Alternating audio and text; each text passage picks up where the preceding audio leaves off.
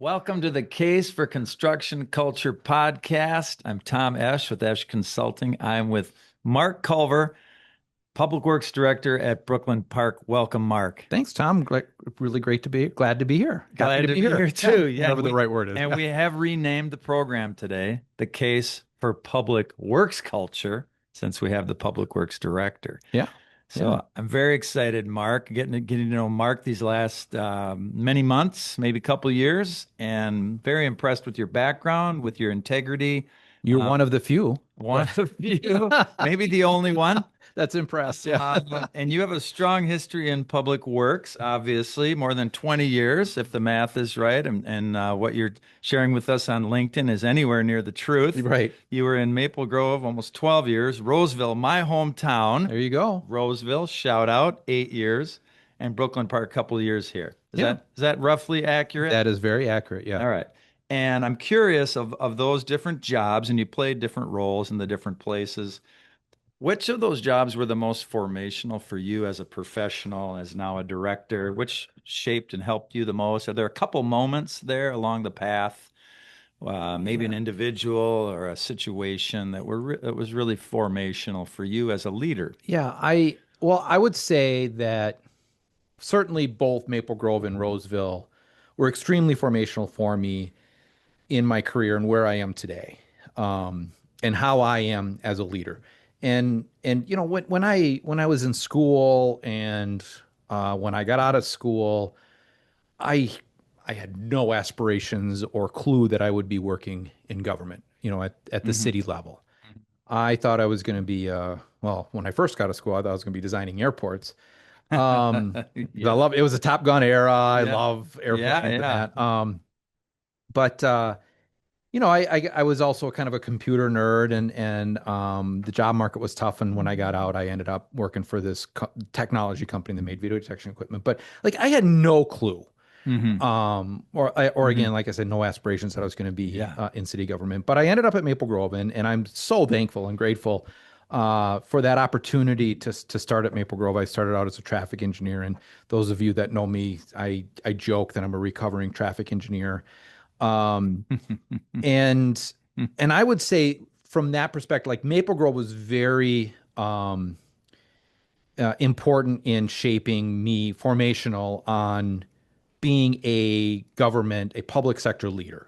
Hmm. Just even putting the idea in my head that, hey, you Hmm. know what, someday I want to be a city engineer, that I want to be a public works director. Hmm. And I learned I had two really great mentors when I was at Maple Grove in Ken Ashfeld, who was my boss. He was a Hmm. city engineer. He eventually became the public works director as well, but also Jerry Butcher, who was the public works director at Maple Grove. And at this time, Maple Grove was going through an incredible level of growth. Hmm. And Yeah. really shaping who they are as a city today. And Hmm. I was able to witness that and be a part of that.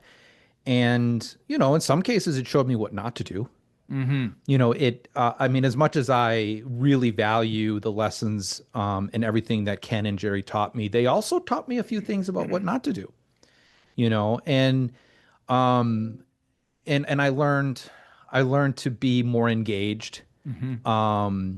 with my employees because I didn't see a lot of that engagement at like the maintenance level from my mentors. And so that was extremely formational and informative for me in my journey. But then when I got to Roseville, I learned from another mentor of mine. So when I went to Roseville, I was a city engineer for all of 18 months before I was promoted to public works director. And I mean, that was Wow. kind of the reason why I went there, is because I knew that Hmm. I had that opportunity and I was going to be groomed for that Hmm. promotion, but I didn't expect it to happen as soon as it did. But anyway, Dwayne Schwartz was my boss. He was a public works director at the time, and he was not an engineer.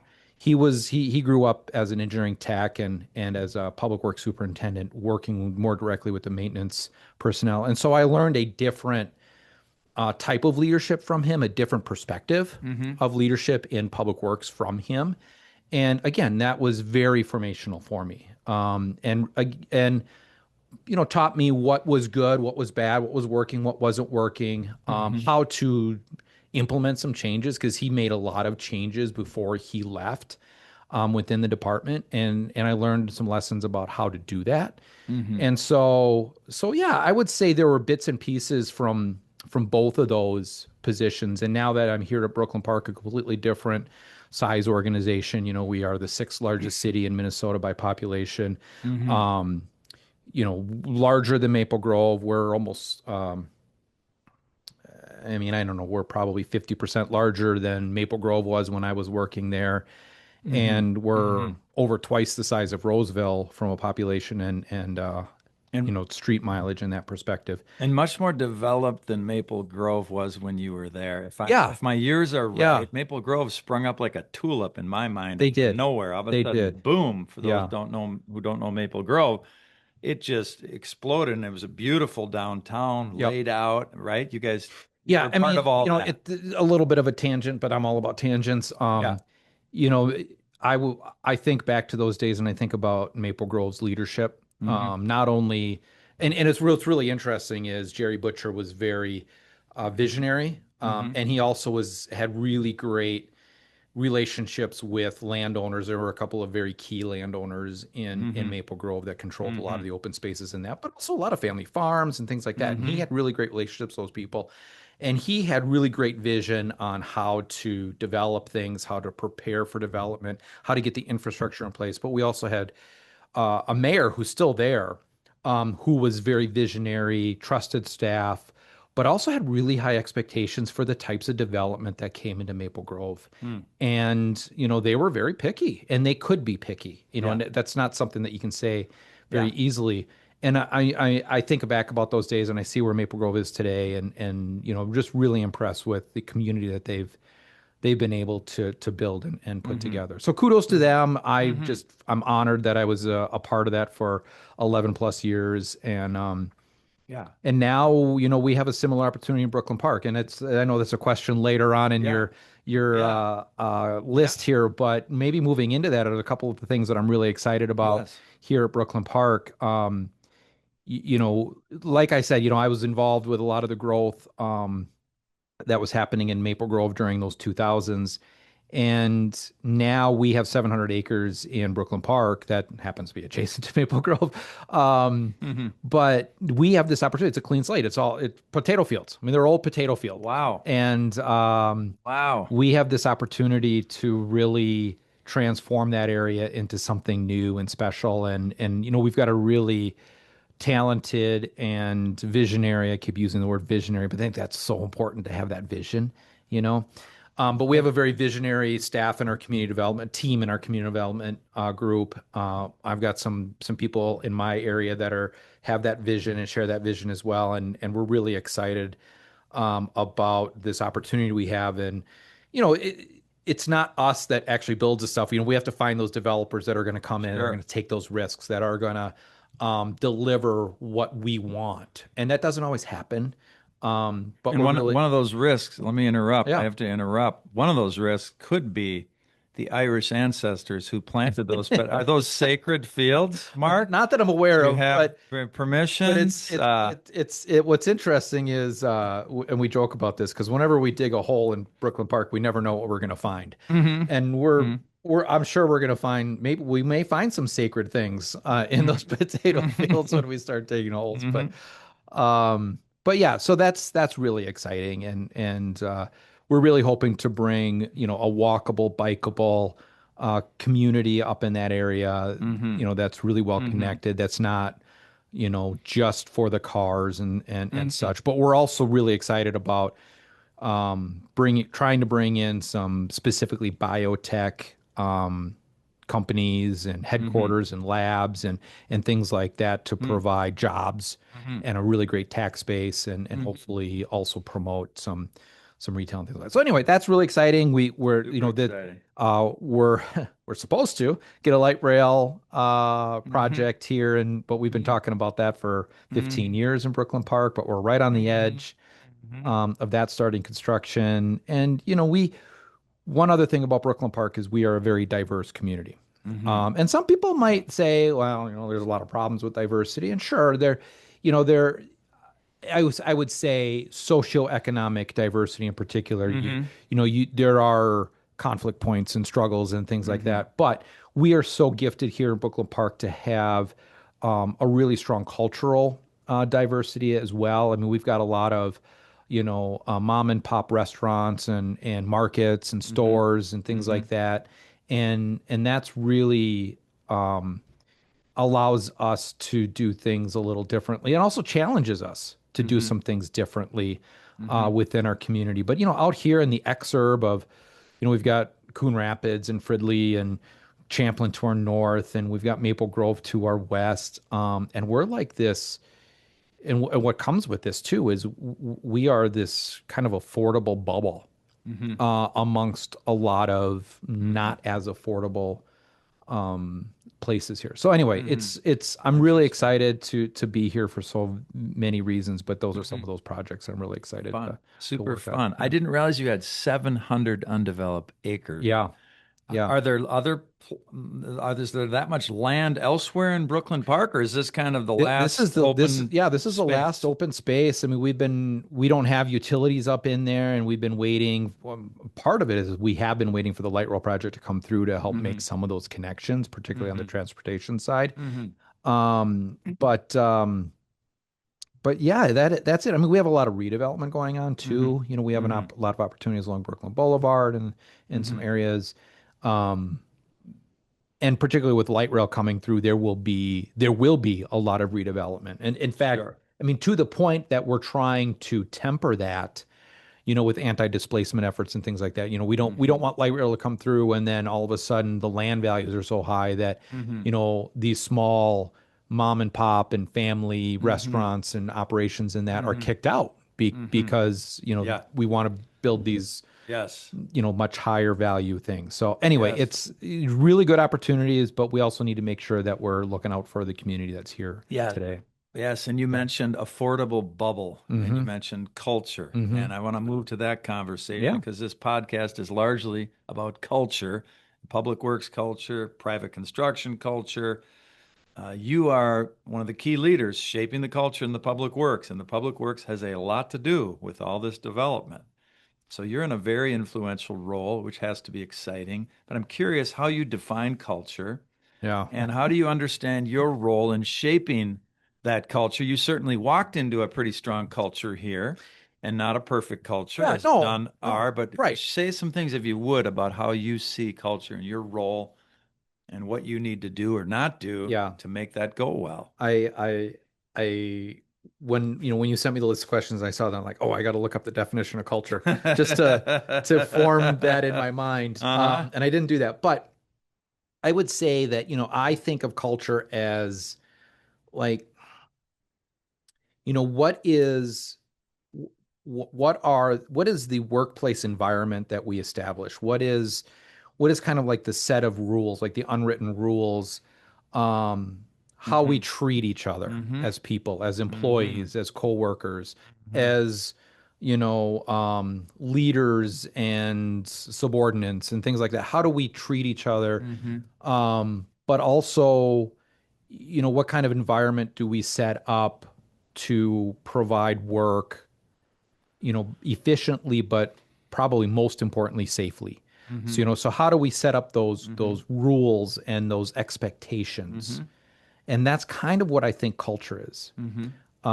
And I think part of the problem is like if you ask 10 people what is culture, you're going to get 10 different answers. Mm-hmm. And I Mm-hmm. think as leaders, we talk about culture kind of as it's almost it's almost a cliche. Mm-hmm. Like, oh, Yeah, well, it we is. got to develop a good culture and Yeah. blah, blah, blah. We got to focus on culture. And Yeah. and Yeah. even when we talk about it, like Yeah. we have employee surveys and things like that, and we have a question like, do you feel a part of the city's culture or the organization's culture? And I think that's problematic in and of itself because different people are going to define that word so Mm-hmm. differently. And we have that here in Brooklyn Park where a lot of our maintenance staff does not feel like they're a part of our, our citywide, our organizational culture. Mm-hmm. And we have to figure that out Mm-hmm. why, Mm-hmm. and try to get them engaged in that. But Mm-hmm. I would say that walking into this, yeah, for the most part, we had a good culture. We had employees that like their job for the most part, that like the people they work with for the Mm-hmm. most part. Mm-hmm. Um, we we did do right before I took, actually right before, yeah, about 6 months before I took this position at Brooklyn Park as Public Works Director.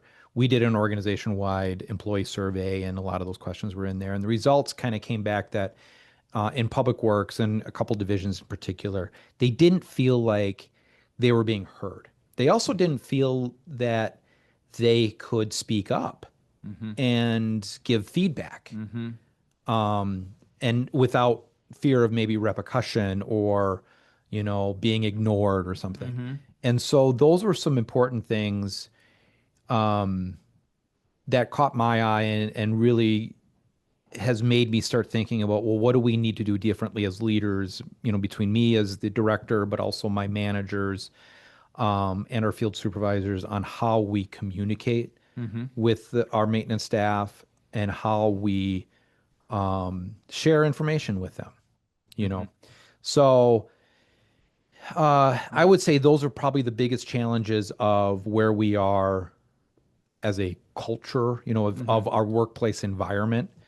One thing that I'm hoping you help me with, and we've had some conversations about this, is I don't know where we are from a safety perspective. And I think, Mm-hmm. and I think you would agree with this, that safety is its own subset of culture, Mm-hmm. about how our Mm-hmm. employees think about safety and do they Mm-hmm. think about safety, and Mm-hmm. how do they make sure that they're um, doing things safely, and Mm-hmm. also providing feedback to employees that maybe are not doing things safely. And Mm-hmm. so I'm really eager to engage in that conversation with you, with Mm-hmm. my managers, but more Mm-hmm. importantly with my staff, and use that as a way for them to start thinking about what we actually mean when we talk culture, Mm-hmm.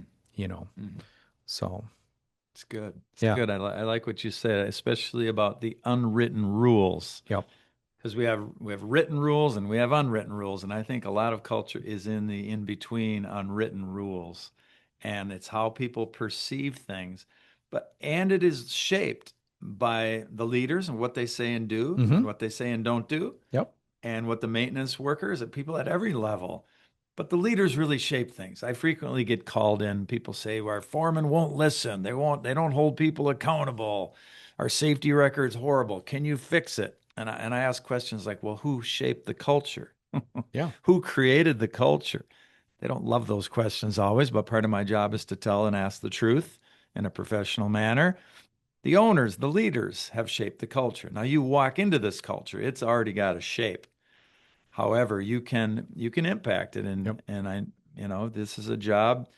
Public Works Director jobs, you want to really bite into them for 5, 10, 15 years, I think, to make an impact, right? Yep. Everyone knows you can't make a big change in 1 year. No. 3 to 5 is when you kind of get things going, and 5 to 10 is when you can bring it to maturation. And I And don't then know how 10 to many 15 is like on cruise control, right? If there's any such thing. then you retire. Right. Right. So I like what you said, and it was interesting that, and it's not uncommon for the workers, maintenance staff, to not feel fully engaged, Right. to not feel heard, to be nervous about speaking up. And part of it is the way public works is perceived, and it's frequently thought of as the redheaded Hmm. stepchild of city government. You've been in city government Yep. in different roles, and I think you'd agree. Public works sometimes gets treated as the redheaded stepchild. And it's not malicious, it's not intentional. There's lots of reasons for it. But have you seen that? Have you observed that happens? And is that a situation here in Brooklyn Park where you think there's a little bit of a redhead stepchild Yeah. self-esteem issue or Yes, absolutely. all that? Absolutely. And And how do you and work with that? I watched the video with Nick Egger from Hmm. Rosemont that you did Yeah. recently, and and we all know Mark Ray very well. But Yeah. the quote always comes up that we make normal happen, Yes. and that's, I think that's part of the problem is, we do such a great job of just keeping things normal that people don't see us. Yeah. So we do become the redheaded stepchild. We become the department at the end of the line. Hmm. That And is the firemen and the right, policemen and right, women right. get celebrated, and They they're at the do. 4th of July parades. And where are your guys? Right. And you know what's funny is we actually tomorrow, so we're recording this the Hmm. day before Brooklyn Park has our Tater Days parade tomorrow, Hmm. and we're gonna have a couple vehicles in the parade, and I think I just made the decision that I'm gonna go sit in the plow truck with one of my drivers, Hmm. and I'm gonna go out there and wave, and see the people, Love it. Love it. and we need to do more of that. And one of the Love things it. that I did when I came into this role, so before when I came to Brooklyn Park, the department was called Operations and Maintenance, and it has been since the late 90s, early 2000s. It's Hmm. a little fuzzy on when that Hmm. transition actually occurred, but I actually went through the effort and I talked to my city manager, I talked to the Hmm. department heads, and even talked to some of the council members before I finally made the move. But we actually formally changed the department name from Operations and Maintenance to Public Works. I love it. Now maybe we can find you on Google Maps. Exactly, exactly, right. Although the It's building is not changed on no, Google Maps no, yet, the Mark. building It is takes still me to called Brooklyn Operations and Maintenance. Center. I know. I searched it this morning. It wanted me to go to Brooklyn Baby Center. steps, baby steps, Okay, Tom, but baby steps. no, But congratulations. Um, That's huge. and some of the people are like, why is this such a big deal to you? And actually, a couple of my department heads, colleagues gave me some crap about it, and they understood to a point, but it's a legitimate point. Like, why is this your priority of all the things? Hmm. And for me, it was part of that identity. Like, Hmm. let's give our department an identity Hmm. that they can relate to, that's out there, in the rest of the world. Hmm. That all of Hmm. our peer communities, not just in Hmm. Minnesota, but across the country, are Hmm. by far called public works. Yes. And so let's give that to them, but also let's give something that the public is going to identify with more. Hmm. Um, Hmm. and then it also, it's a little bit selfishly, but to this point of trying to get away from the redheaded stepchild, maybe dyeing our hair blonde, is you know, in that process, we lifted our department up and we gave it attention. And Hmm. there was a little story on the local cable Hmm. network Hmm. news thing. They did a little story on us, and it gave us a bit of attention. Nice. And we wrote it up in our newsletter as well. Hmm. And that I think is so important to give these dedicated, passionate people in the city, a little bit of attention, a little bit of spotlight. Hmm. And we need to do that more often. And we We need to do. figure out ways to do that We more do. often. We do, even though many of them say, I don't need an attaboy, Right. especially your older generations.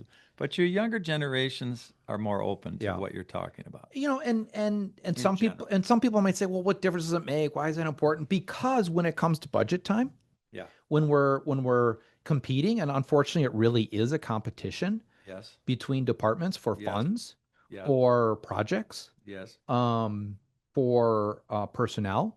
Yes. We need to be, we don't have our own social media channel like our fire department does and our police department does. Mhm. We're not out there, kissing babies and such, like our fire department does. But when we have an opportunity to lift ourselves up, put a spotlight on ourselves, talk about what we do, why we do it, how we do it, and some of the challenges that we have in delivering those services, Hmm. we need to absolutely do it. So when Hmm. the budget comes and we say, you know what, we really need this, it's not the first time the public's heard it. It's not the first time the council has heard it, Hmm. and we have a face It's good. It's good. Do in you that do a competition. big rig day like they do in Egan or like they do in Burnsville with Mark Ray? We, A big well, event. They had, I think, we have 1,500 people we have historically done an open house in September every other year. every other year. And we may skip it this year. It's our cycle to do it this year. We haven't 100% decided that, but I think we're going to skip it this year in order to do it next year during Public Works Week. Okay. Now it's a little bit challenging because we have our Tater Days is the weekend after Memorial Day. Hmm. We've got fishing opener. We've got Hmm. other things that are happening in May Hmm. that Hmm. compete with that Hmm. time frame. But I would like to do that in that again Hmm. to shine that spotlight on Public Hmm. Works and that. But yeah, we need to do more of those things. Yeah. We Yeah. need to be out there more, and we need to Yeah. be in the parades more and I love things it. like The that. Yeah. tater parades. What can you connect the tater parades to the potato fields? Well, it is. I Is believe the that part parade is occurring in, some historical potato fields as well. I nice? mean, in all seriousness, like I don't remember the exact statistic, but Brooklyn Park, in its day, like in the 80s and 90s, I think we were providing a large percentage of the potatoes that were No kidding. consumed in like the Well, I Midwest hope I region. can get some fries if I come, Mark. That's all I hope. Hey, as we're wrapping up here, I know you mentioned a name change, and that's not Yeah. small. Mhm. Congratulations, by Thank the you. way. That I know what it takes to get that kind of institutional change, even though it seems simple and people will question it. Um, can you tell another story of a successful change effort or maybe a failed one? Those are always interesting that you've been part of or seen in all your years that might be worth recounting, that might shine a light on leadership and culture Yeah. and how it unfolded. One of the things that I'm trying to do, and I'm a little hesitant to talk about it at this time just because of the timing perspective, but I think it's a good example, is coming into this position in Brooklyn Park in particular. Like I mentioned that my predecessor at Roseville, Dwayne Schwartz, he did a lot of Hmm. things right before he left. Like Hmm. the 18 months or so before he left, he did a lot of reorganization within the department. He Hmm. reclassified a few positions. He Hmm. took advantage of a couple of retirements. And Hmm. it takes a lot of um it takes a lot of work, but it also takes you need to build up some credibility with your city manager Hmm. and with the council Hmm. before you Hmm. try to make too many, Yes. really drastic changes Yes. within your department.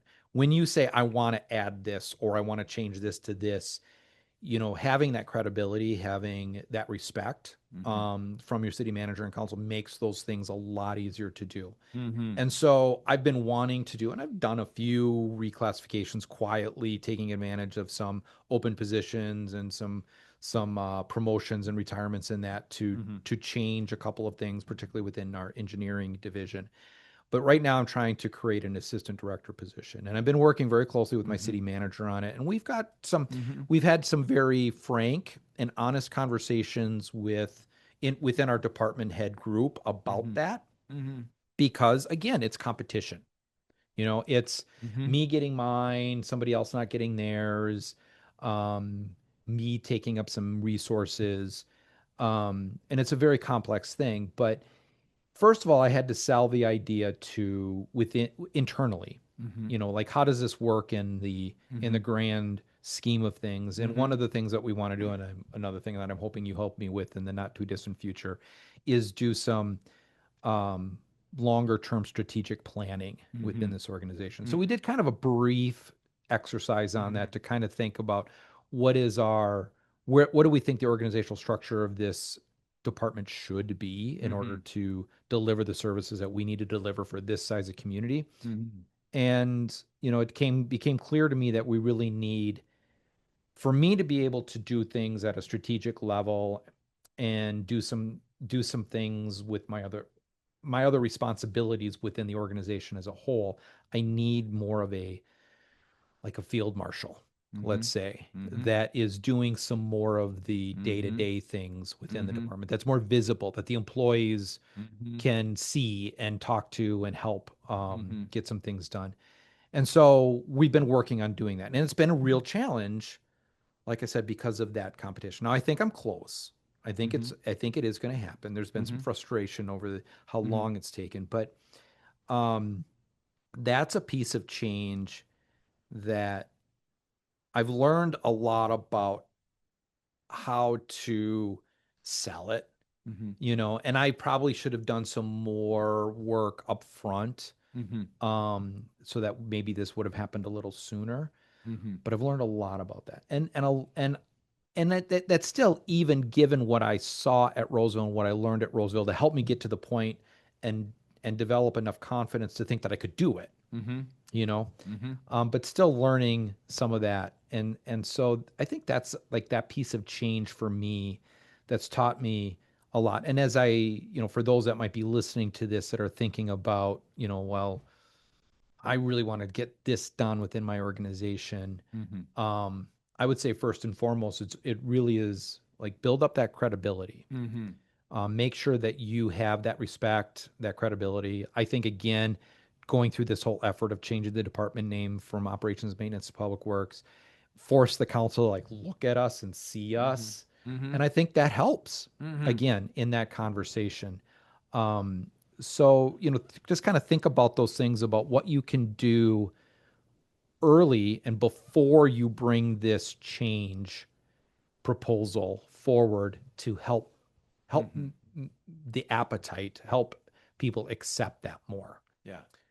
Really well articulated respect, credibility, and I think you implied trust, Yes. but I didn't hear you say Yes. that No, word. that is a But that yeah, that's a really absolutely. important It word, and really it's is. different than respect. And I think it's Yep. different than credibility, but you appear to be doing it, and I appreciate you talking about it this transparently, Yeah. Mark. I think that's part of good leadership is knowing when to be transparent and when to take care of things and prepare and wait.